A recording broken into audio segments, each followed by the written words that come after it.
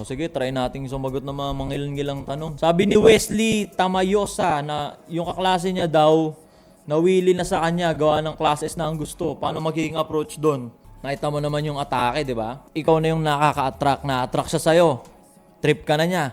Bet ka na niya. Susunggaban mo na ba? Depende sa'yo, di ba? Pero pwede ka pang mag-antay. Yun nga ang kinaganda pag nag-a-attract ka kaysa nagpo-pursue ka, makakapili ka. Di ba? O, antay mo. Baka maya yung iba dyan, hindi lang umaamin, pero marami na palang may crush sa'yo sa room kasi makulit ka, may sense of humor ka, hindi ka tulok-tulok, makakapili ka. Diba ang approach doon? Ano lang, gawin mo lang yung ginagawa mo pa rin. Huwag kang magpapakita ng motibo kasi magmumukha ka namang malandi nun. Huwag kang magpapakita ng motibo. Hayaan mo siyang magpakita ng motibo sa'yo na trip ka niya. Pero ikaw, huwag kang magpapakita ng motibo na trip mo siya. 'Di ba? Kasi kahit hindi ka nag-commit sa kanya, pero dahil nagpakita ka ng motibo na trip mo siya, pag nagpakita ka ng motibo sa iba, puta chick boy ka na nun. Wala ka ng kwentang lalaki nun. Kaya ang atake, huwag kang magpapakita ng motibo na trip mo siya.